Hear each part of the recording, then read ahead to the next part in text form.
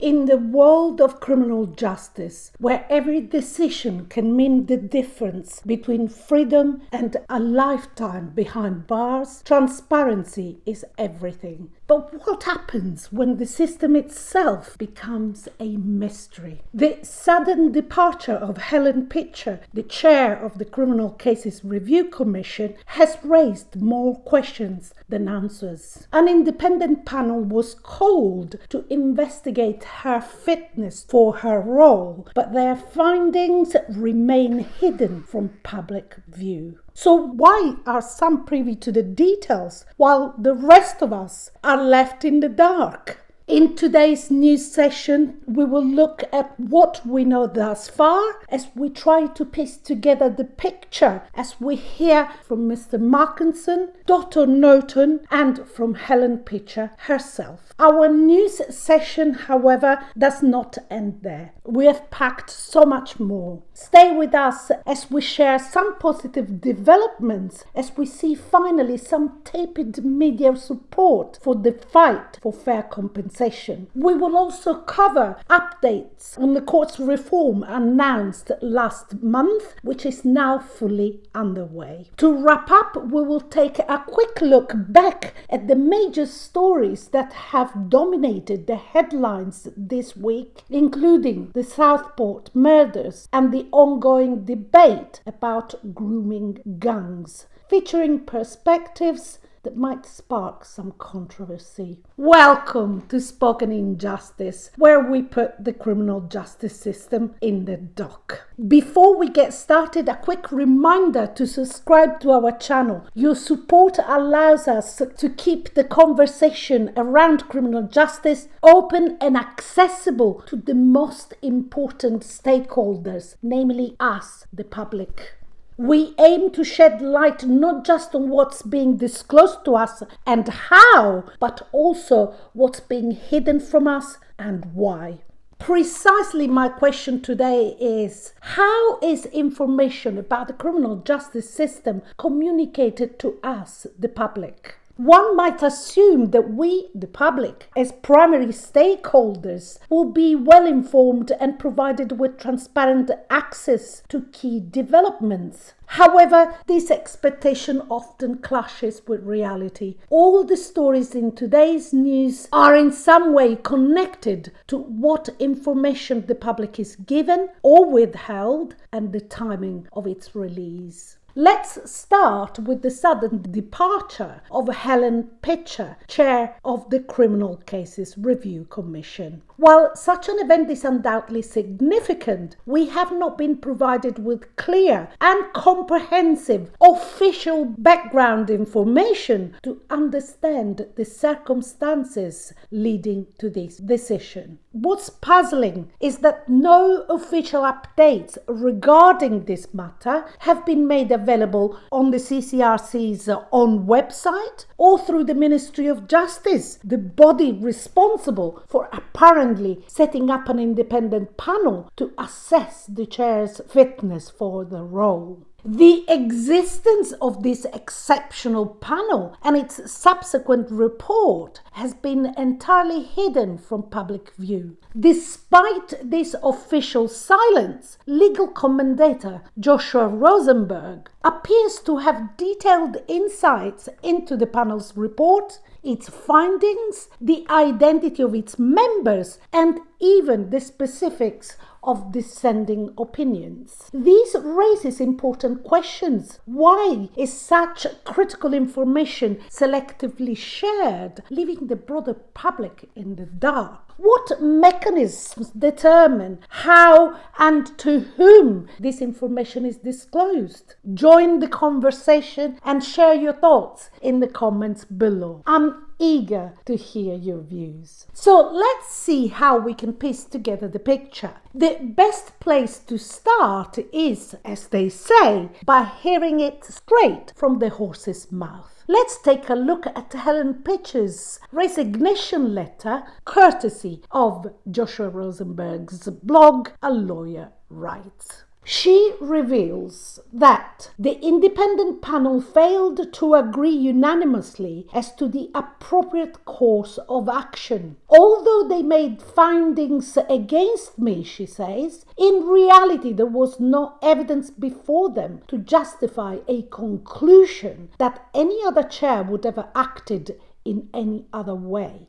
I had to roll, and I was chosen for that role. According to Rosenberg, Helen Pitcher was discouraged by her board from resigning, prompting Justice Secretary Shabana Mahmood to establish a 3-person panel to consider representations from both sides. Still courtesy of Mr. Rosenberg, the panel consisted of a chair, Dame Sue Langley, DBE, whose background is primarily in financial services industry, for which she was awarded her DBE. It also included A. Holmes, CBOBE, who was the Justice Secretary representative in the panel, recognized with an OBE for her public service, and Rob Ward, CBEKC, representing the CCRC. Ward is the only panel member with a background in criminal law, having co-authored a leading textbook on sexual offences.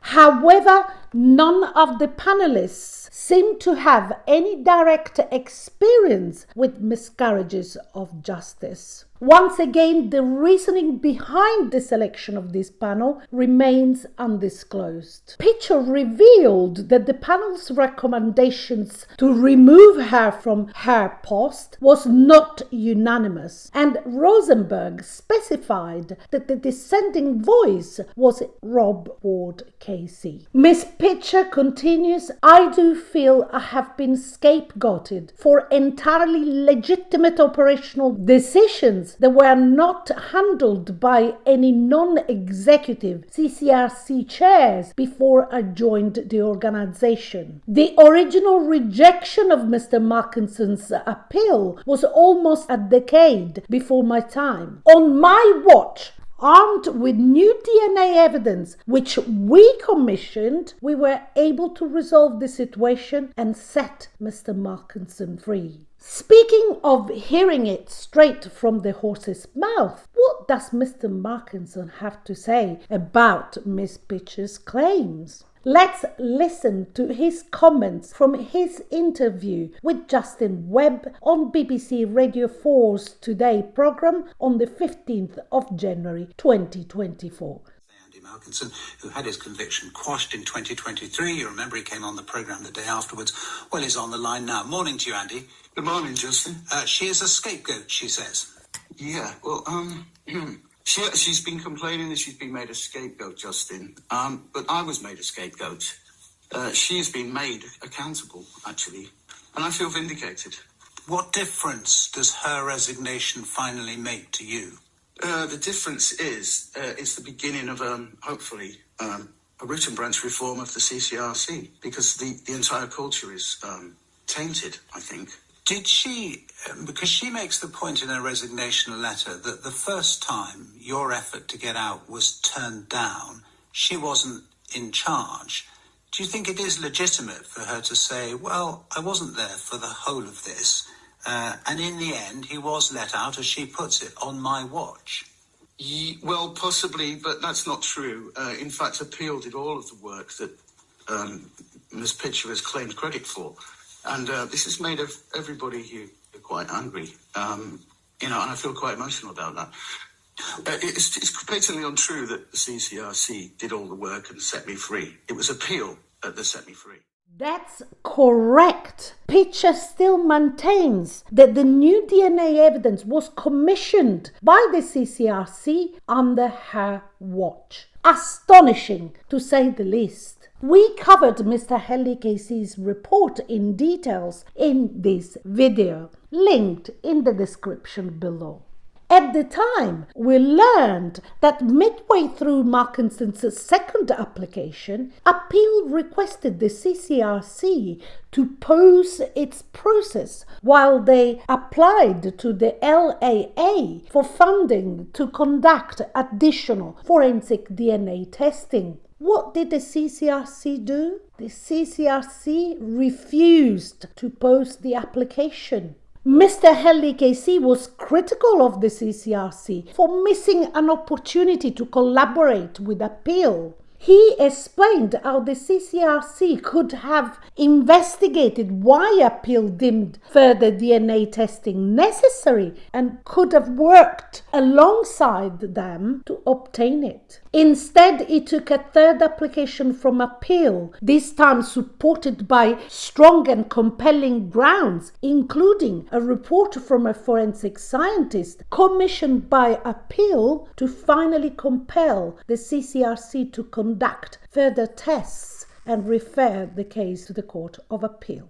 Admittedly, it was not Miss Pitcher's decision to refuse posing the application. However, the fact remains that she continues to assert to this day that they, the CCRC, were able to resolve the situation. Therefore, Miss Pitcher's feelings of being scapegoated seem misplaced in our view. But is this really the end of the matter? Sure, Pitcher has stepped down, so problem solved, right? Or is it? The timing of her resignation is rather suspicious, coming well ahead of the inquiry that's set to investigate the failures that led Mr. Malkinson down. Let's not forget that the CCRC is just one piece of the puzzle in this shocking miscarriage of justice. To gain deeper insight, let's turn to someone with the extensive experience in miscarriages of justice. Dr. Michael Naughton from Empowering the Innocent has handled countless applications to the CCRC and has a clear understanding of where the real shortcomings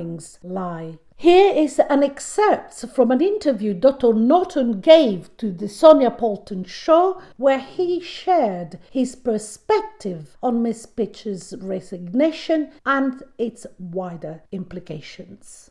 To Helen Pitcher, I think what's going on is we shouldn't celebrate too soon. Right. Because what I noticed is, Are we being played?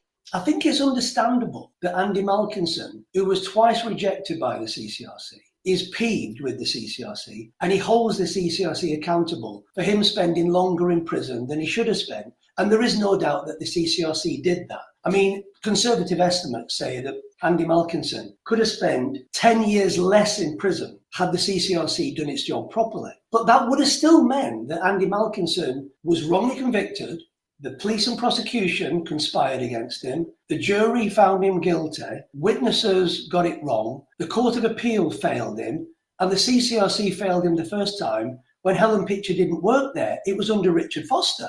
So I think that I think it's wrong if we individualise this. Right. All of the ills of our criminal justice system onto the former head of the CCRC. I think what we need to do is we need to think what is being hidden here. And I think what's happening is even the Justice Secretary is jumping on the bandwagon going, I think that if we sack Helen Pitcher, everything else is in the rearview mirror. Yeah. And I don't think it is. I think there's so many problems with all of these miscarriage of justice cases, from how the police investigate alleged crimes, how prosecutors decide not to disclose things, how juries are only fed a partial amount of information and not given all of the information. And all of these things now, they're all being swept under the carpet. And the problem with the Justice Secretary is that she knows that since 2012, I have, in good faith, and many other people who are working in the field against wrongful convictions, we've submitted evidence to 5 or 6, I think it's 6, different parliamentary reviews. So the Ministry of Justice triannual review of the CCRC 2012, it pays for the CCRC, so periodically it reviews it. Even it acknowledged that the real possibility test was a problem in terms of the CCRC rejecting potentially innocent applicants, and something needed to be done. That led to a Parliamentary Justice Committee. There was a full public inquiry. We gave evidence in the House of Commons. That led to the Westminster Commission on Miscarriage of Justice, also making the same observation. And at the moment, the Law Commission for England and Wales is investigating the effect of the real possibility test on meaning innocent people can't overturn their convictions. There's not been one word of the problem of the real possibility test in Malkinson overturning his conviction or in Helen Pitcher resigning. It's like none of this is happening.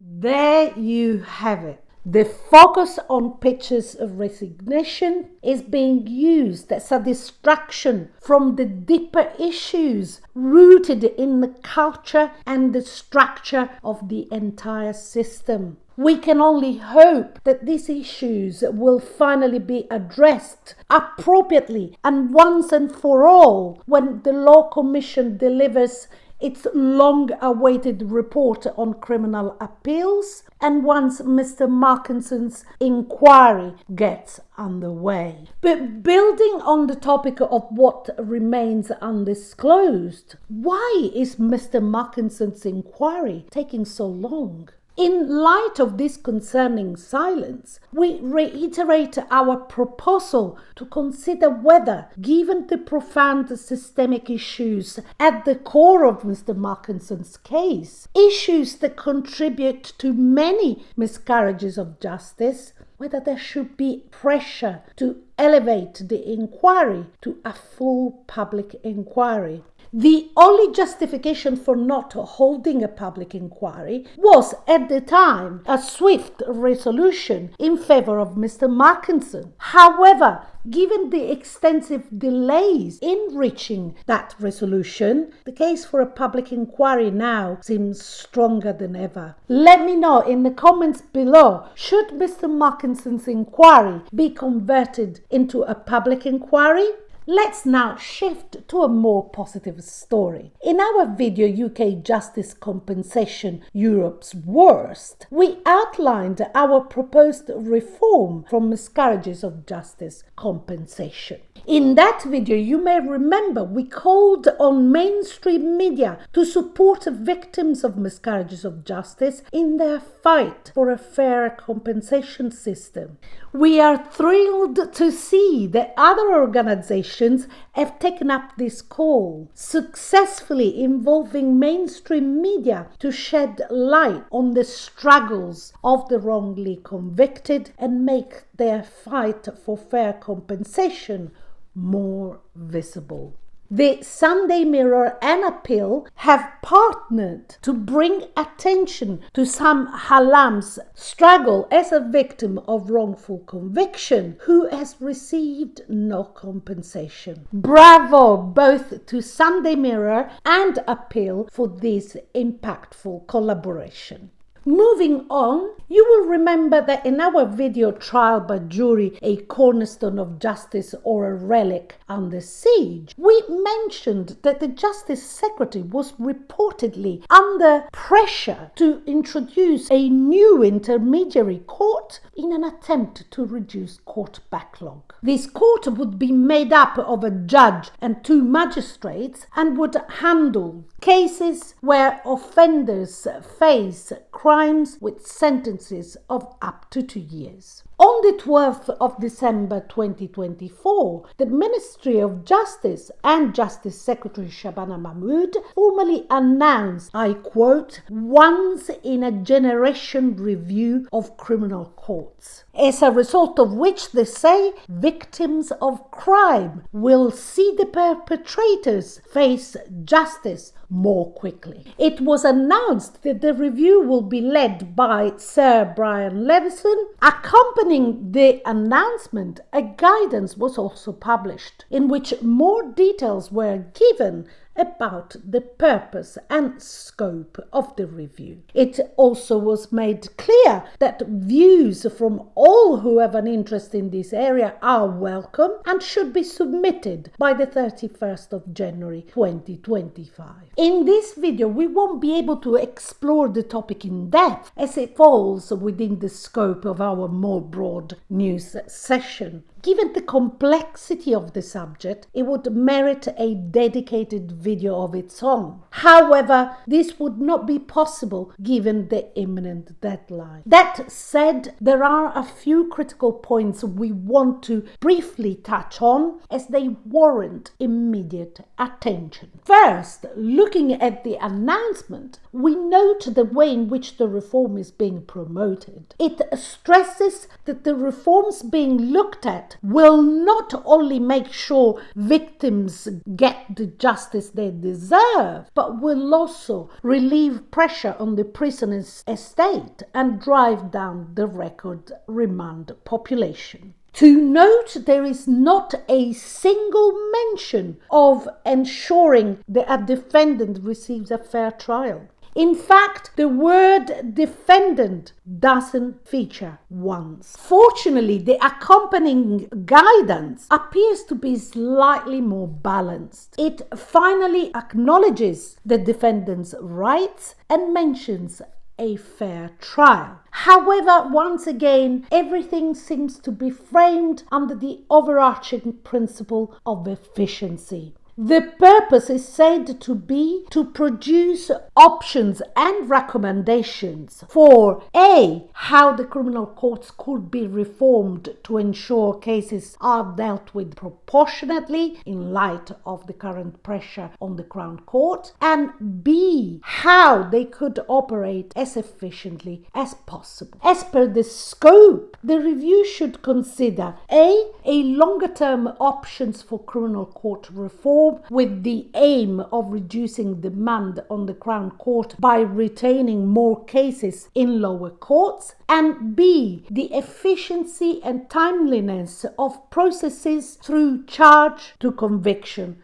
acquittal. We note that several options other than the introduction of the intermediary court originally announced are being considered, which is encouraging. However, two other aspects have caught our immediate attention. One notable consideration raised is the potential use of AI in this context. This is particularly striking as we have recently released a video addressing law and policy in which we highlighted significant concerns about the use of AI in criminal justice. The criminal justice system, by its very nature, relies on qualities such as empathy, contextual understanding, and ethical judgment, qualities that AI lack by definition. AI is inherently devoid of human values like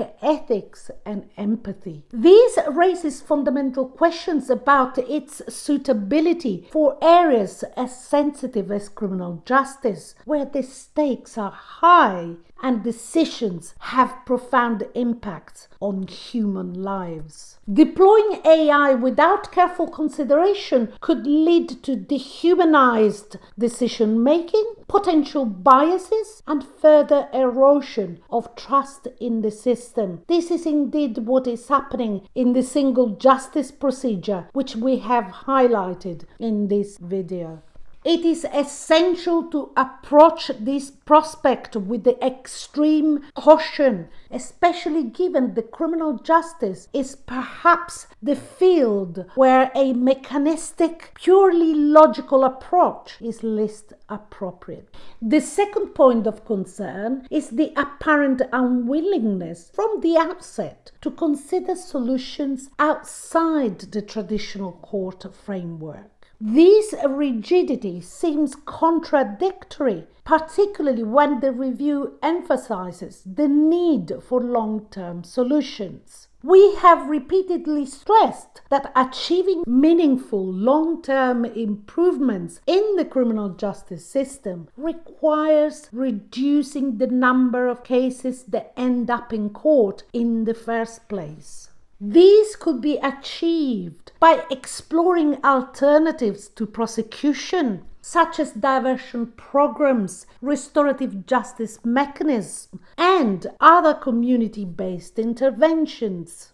These alternatives not only relieve the burden on courts, but also provide more tailored and rehabilitative outcomes. Unfortunately, by precluding such possibility at the outset, we fear that the review is missing an opportunity to consider innovative and potentially transformative approaches. This creates a disconnect between the stated aim of seeking sustainable solutions and the actual scope of the review, which remains firmly rooted within the confines of traditional court processes. While we cannot cover these issues in full detail here, they are undeniably important and warrant further exploration. If these issues are ignored, we risk perpetuating systemic flaws rather than addressing them in a meaningful and forward-thinking way. If you're interested in sharing your perspective and actively participating in this review, I have provided a link to the guidance page below for your convenience. I encourage everyone to contribute their views, as every voice matters, and we can only hope that our input will be thoughtfully considered. Finally, I feel the need to wrap up this news session by addressing matters that have recently dominated both mainstream and social media. Starting with the Southport massacre. There is no need to recount the horrific details, as we are all familiar with them. This atrocity was nothing short of barbaric, an act of sheer evil. Our thoughts remain with the individuals and families affected, whose lives have been changed forever and who are undoubtedly enduring unimaginable pain. That said, I must respectfully express my disagreement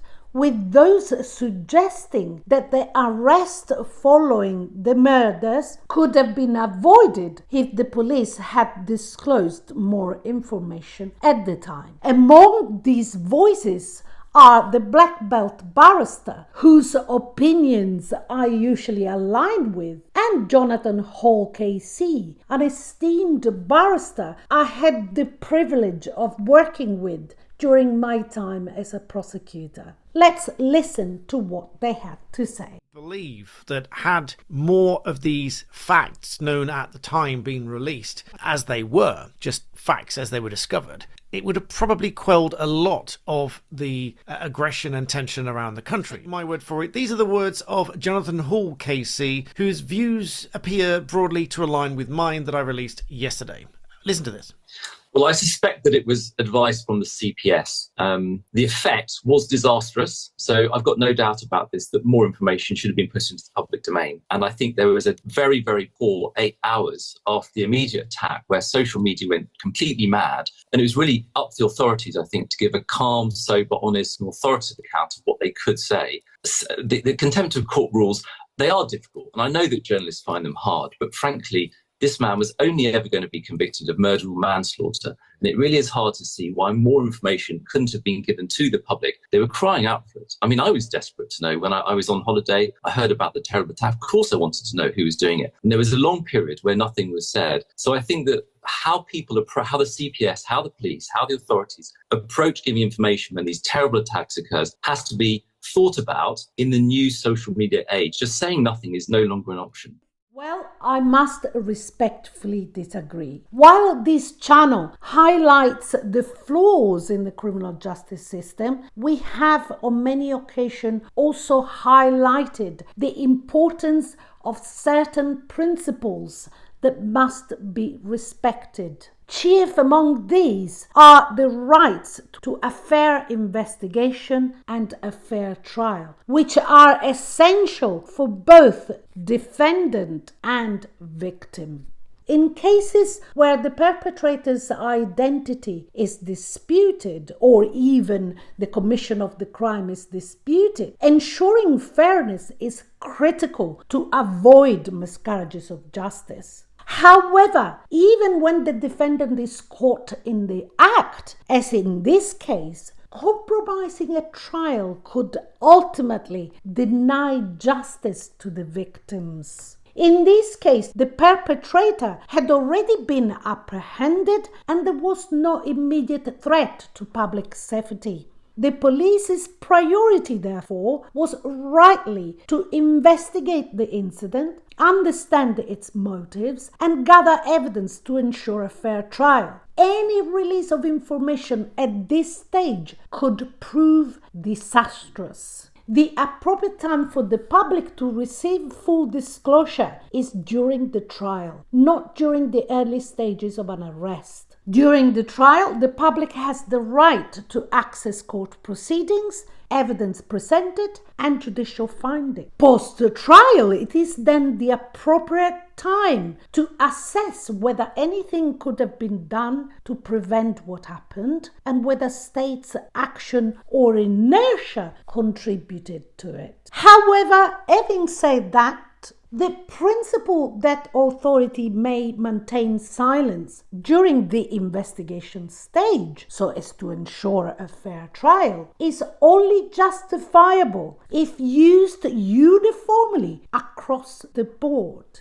It is concerning that the approach, however, often seems inconsistent and ad hoc, which undermines public trust and the justice system integrity. Transparency policies must be applied uniformly across all cases or not at all.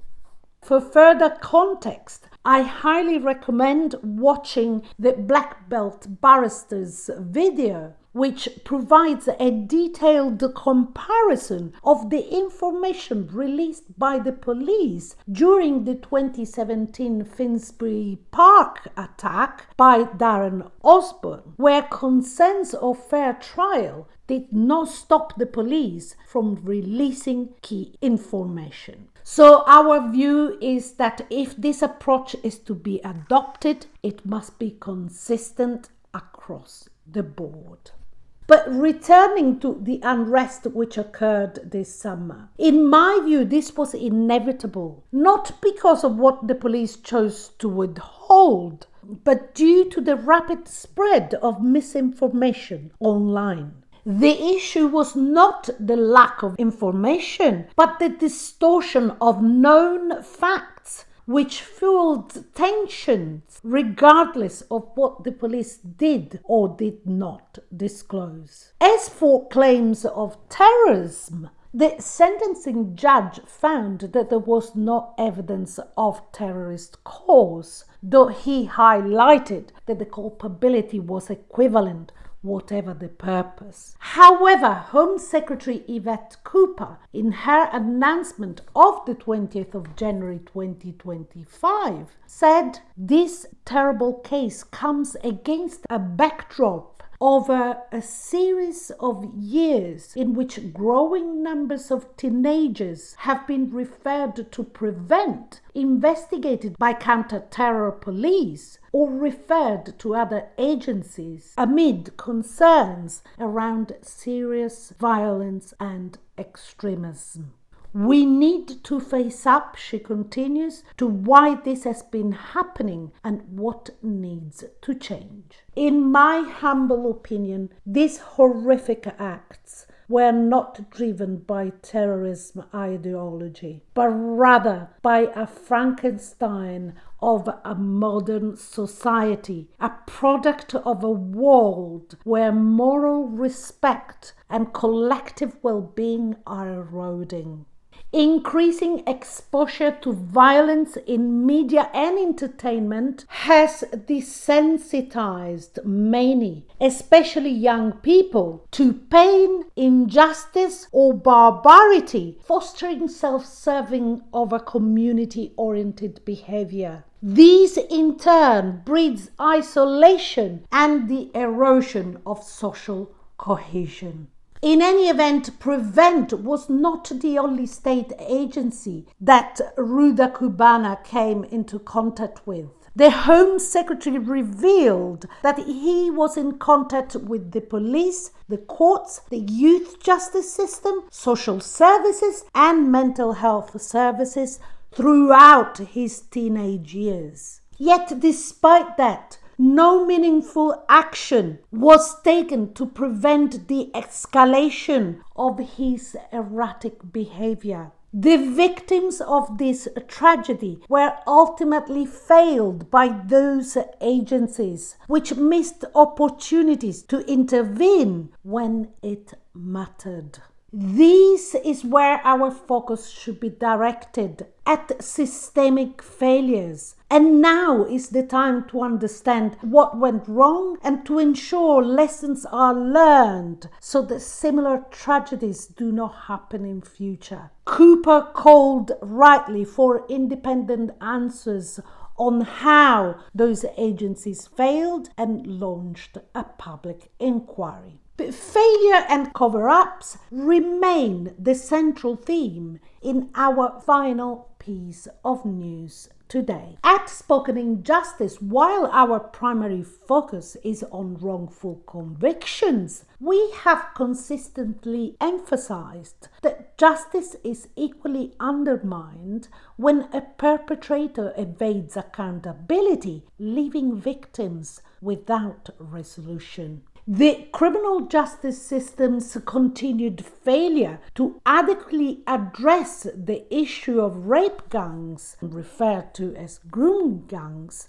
has once again come under scrutiny in recent weeks. These issues calls for a comprehensive and effective response. While I'm not deeply versed in the intricate details surrounding this subject, my purpose in raising it here is to ensure full coverage of the challenges facing our criminal justice system. If allegations of cover-ups and mismanagement at the local council level are accurate, the government's decision to involve these councils in tackling this issue seems both irresponsible and potentially counterproductive. It's worth noting, though, that we are told that a 7-year national statutory inquiry, the Independent Inquiry into Child Sexual Abuse, the IICSA, has already been conducted, led by Professor Alexis Jay, an expert in child protection. However, advocates for a new national inquiry argue for greater focus on specific types of abuse and the ethnicity of perpetrators, particularly the involvement of men of Pakistani heritage abusing white girls. While it's crucial to investigate patterns and hold perpetrators accountable, we must be cautious about making sweeping generalizations. Overgeneralization could risk failing victims who do not fit these profiles, or overlooking perpetrators who do not belong to specific demographic groups.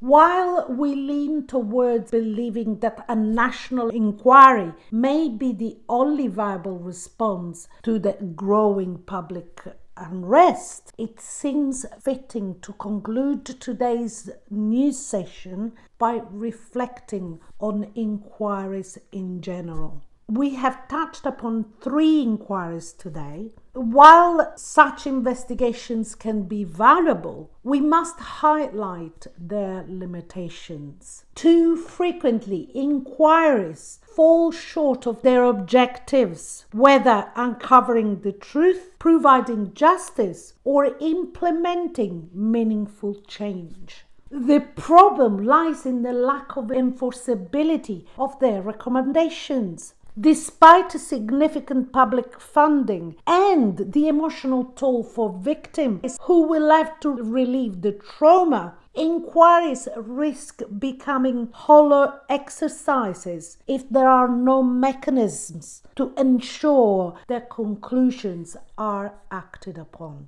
In our view, the priority should be developing legal and administrative frameworks to guarantee that inquiry recommendations lead to action. These could include legislative measures requiring, for example, mandatory follow-up actions or regular reporting on implementation progress. Without such mechanisms, the cycle of failures and cover-ups will persist, leaving both victims and the pursuit of justice in limbo. And what are your views? Feel free to share your thoughts in the comments below. I always look forward to hearing your views. This brings us to the end of what turned out to be a rather extended news session. I hope you found it insightful. And if you did, consider subscribing to our channel to support our mission to provide balanced coverage of the issues within our criminal justice system. Our goal is to foster meaningful debate that ultimately leads to much needed reform. Join us again as we sit and rise in this unique trial.